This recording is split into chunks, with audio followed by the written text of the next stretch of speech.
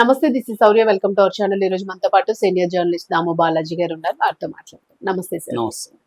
Sir, మళ్ళా పూనమ్ కౌర్ ఈ మధ్య మళ్ళీ ఆవిడ ఏదో ఒక ఇష్యూతోని కాంట్రవర్షియల్ చేయడానికో లేదంటే దేనికి అసలు బయటకు వస్తూ ఉన్నారు. సో మొన్న తీసుకుంటే త్రివిక్రమ్ మీద అన్నారు, ఇప్పుడేమో పోసాని మీద అంటూ ఉన్నారు. ఇంకా ఎవరో తను బెదిరించారు అని చెప్పి కెరీర్ మొత్తం పాడైపోయింది అంటున్నారు. అసలు ఏం సార్, అంటే ఏం జరుగుతుంది, ఆమె ఏం చెప్పాలనుకుంటున్నారు? పూనం మొన్న ఒక టీవీ ఛానల్కి ఇంటర్వ్యూ ఇచ్చింది. ఆ ఇంటర్వ్యూలో కొత్తగా ఇప్పుడు తను మొత్తం యూటర్న్ తీసుకున్నట్టుగా అనిపిస్తుంది. ఇప్పటి వరకు పూనం ఏంటంటే ప్రధానంగా పవన్ కళ్యాణ్ మీద, త్రివిక్రమ్ శ్రీనివాస్ మీద విమర్శలు. అంటే వాళ్ళిద్దరి వల్ల నా జీవిత నాశనం అయిపోయింది. ఒక రకంగా పవన్ కళ్యాణ్ నన్ను వాడుకొని వదిలేశాడు, త్రివిక్రమ్ నన్ను వాడుకొని వదిలేశాడు అనే యాంగిల్లో అమ్మాయి మాట్లాడింది.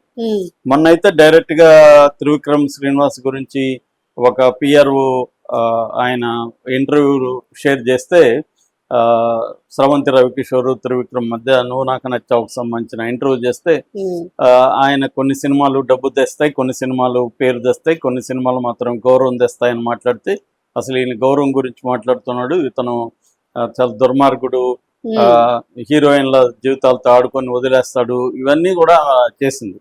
సడన్ గా ఇప్పుడు ప్లేట్ మార్చేసి ఇండైరెక్ట్ గా వైసీపీ వాళ్ళు నన్ను బెదిరించారు, కడప వాళ్ళు బెదిరించారు, నా జీవితాన్ని నాశనం చేయడానికి 15 కోట్లు ఖర్చు కూడా పెట్టారు. సో ఒక స్టార్ నటుడు, రాజకీయాల్లోకి వెళ్ళిన స్టార్ నటుడికి యాంటీగా మాట్లాడమని నన్ను ఇచ్చేసారని చెప్తుంది. మరి విచిత్రంగా ఉంది అది. అంటే ఇన్ని రోజులు ఎందుకు చెప్పలేదు, ఇప్పుడు సడన్ గా ఒకవేళ గవర్నమెంట్ జగన్ ప్రభుత్వం ఉన్నప్పుడు సరే జగన్ వాళ్ళు బ్లాక్ మెయిల్ చేశారు, అశ్లీల వీడియోలు బయట పెడతాం, నువ్వు పవన్ కళ్యాణ్కి యాంటీగా మాట్లాడమని చెప్పారు అనుకుందాం. ఇప్పుడు వచ్చేసి గవర్నమెంట్ వచ్చి కూడా 2 ఏళ్ళు అయింది కదా, ఈ 2 ఏళ్లలో కూడా మళ్ళీ పవన్ కళ్యాణ్ మీద మాట్లాడింది. అప్పుడు కూడా మరి భయపడుతుందా? మరి ఇప్పుడు ఎందుకు భయపడలేదు? ఇప్పుడు మరి అశ్లీల వీడియోలు వాళ్ళు పెట్టరా? సో ఏం కన్ఫ్యూజ్ గా ఉంది అమ్మాయి. రెండోది ఏవేవో చెప్తుంది, నేను కాలేజ్ మానేసాను మధ్యలో వీళ్ళ అంటుంది. మళ్ళీ నా పెళ్లి ఆగిపోయింది, నా స్నేహితుడు ఒక అతను నన్ను పెళ్లి చేసుకోవడానికి ముందుకు వచ్చాడు, ఈ లోపల ప్రెస్ మీట్ పెట్టి చెప్పగానే అతను వెళ్ళిపోయాడు అని చెప్తుంది.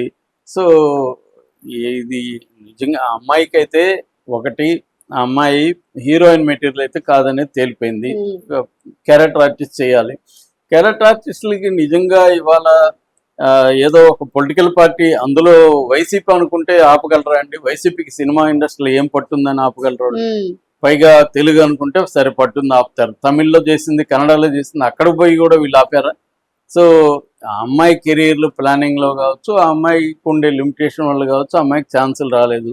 ప్రాపర్ గా అమ్మాయి తనను తాను మార్కెట్ చేసుకోవడంలో ఎక్కడ ఫెయిల్ అయింది. దాంతో అమ్మాయి ఏదో ఒక రకంగా మీడియాలో కనబడుతూ ఉండడానికి మాత్రమే ప్రయత్నిస్తున్నట్టుగా మనకు కనబడుతుంది. ఏదో ఒక వివాదం క్రియేట్ చేయడం.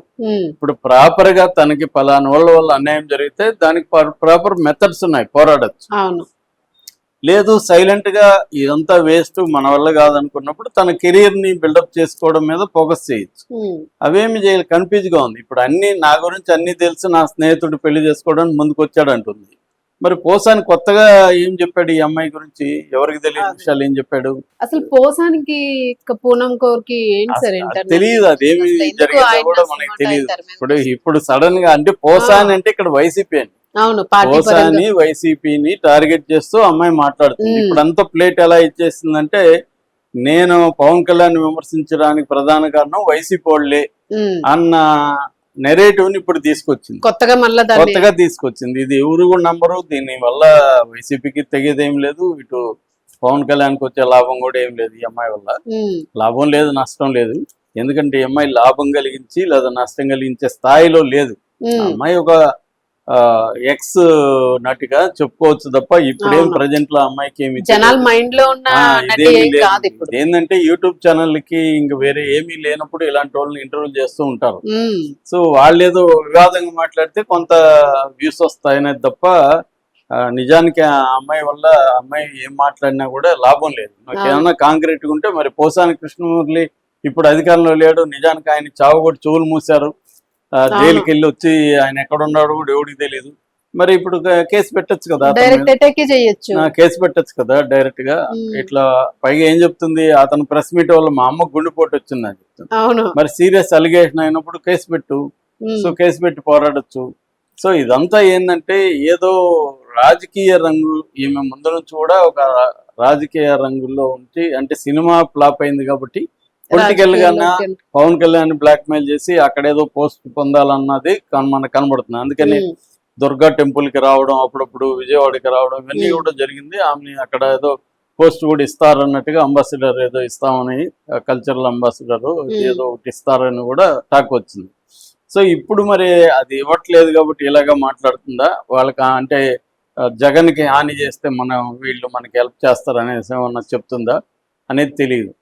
అంటే ఆ అమ్మాయి పర్పస్ ఏంటనేది. అవును, అసలు అంటే ఎక్కడ డ్యామేజ్ చేసి ఎక్కడ ప్రాఫిట్ బెనిఫిట్స్ కావాలనేది మనకి ఆమె క్లారిటీ లేనట్టుగా కనబడుతుంది. ఎందుకంటే కన్ఫ్యూజ్ గా ఉంది అది చెప్పేది. ఈమె జీవితాన్ని నాశనం చేయడానికి 15 కోట్లు ఎవరు ఖర్చు పెడతారో నాకైతే అర్థం కాలేదు. ఎందుకు పెడతారు?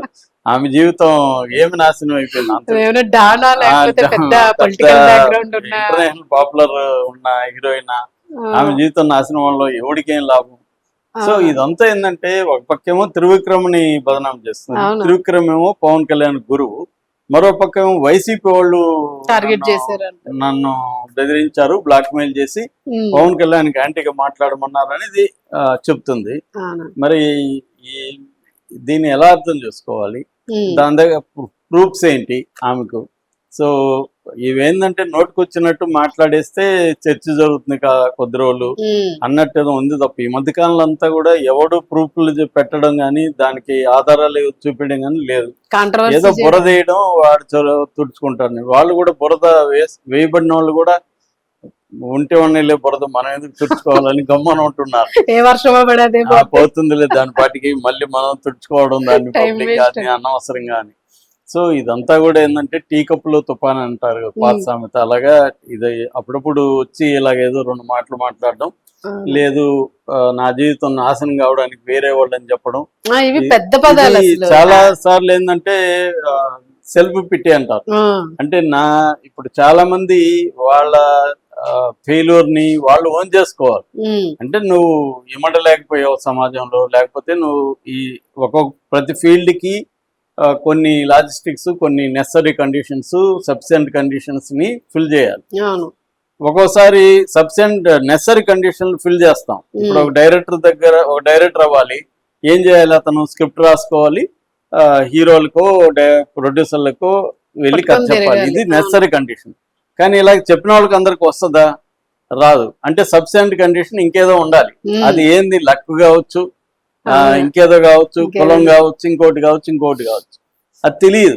అందుకని 2% సక్సెస్ రేటు డైరెక్టర్లకు ఉంటుంది. అంటే 100 మంది ట్రై చేస్తే 2 మాత్రమే ఛాన్సులు వస్తాయి, 98 మందికి రావు.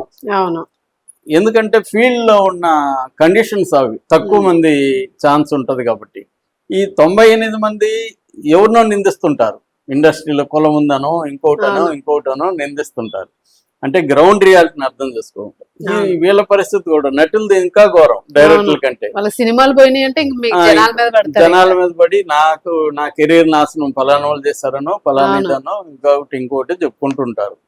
మరి మిగతా వాళ్ళు ఎలా హిట్ అయ్యారు? వాళ్ళు ఫేస్ చేయట్లేదా? వాళ్ళు కూడా ఫేస్ చేస్తున్నారు. ఈ విషయాలన్నీ వాళ్ళు కూడా ఫేస్ చేస్తారు. సపరేట్ గా ఈమెకే ఎందుకు అయింది, ఈమెంతా ఎందుకు ఈమె మీద కక్ష కట్టారు? ఈమె ఎక్కడో ఆమె సిక్కు ఏదో అంటుంది, గురుద్వారాకి వెళ్ళింది మా మదరు, అక్కడ ఎవరు అడిగారు నీ కూతుర్ని నువ్వు అమ్ముకున్నావు అని అడిగారు, ఇవన్నీ చెప్తుంది. మరి అసలు ఎవరికి తెలియలేనివి తనకు తానే చెప్పుకోవడం. గురుద్వారాలో ఎవరు అడిగారు, ఎందుకు అడిగారు, వాళ్ళకి దీనికి సంబంధం ఏంటి? ఇవేమీ లేవు. ఏదేమైనా ఇప్పుడు ఆయన సమాధానం ఇచ్చే పరిస్థితిలో కూడా లేదు పోసాని. కానీ వాళ్ళు డిసైడ్ అయిపోయారు, ఏం మాట్లాడినా మనం సైలెంట్ గా ఉంటే 2 రోజుల్లో మర్చిపోతారని. ఇప్పుడు పోసాని ప్రెస్ మీట్ పెట్టే ఏదైనా ఇచ్చాడు అనుకో, అది ఇంకా ఫ్లేర్ అప్ అవుతుంది. లేదా ఆయన త్రివిక్రమ్ రిప్లై ఇచ్చాడు అనుకో, ఇంకా ఎక్కువ అవుతుంది. అందుకని వాళ్ళు సైలెంట్ గా ఉంటున్నారు. వాళ్ళకి తెలుసు మనం ఈమె చెప్పిన దానికి పెద్ద వాల్యూ ఎవరు ఇవ్వరు, మాట్లాడుకోనిలే అని వదిలేశారు. మీనింగ్లెస్ గా ఉంటుంది కాబట్టి ఈమె ఈమె చెప్పేదానికి పెద్ద ఇదైతే ఎవరు కూడా సీరియస్ గా తీసుకున్న పరిస్థితి లేదు.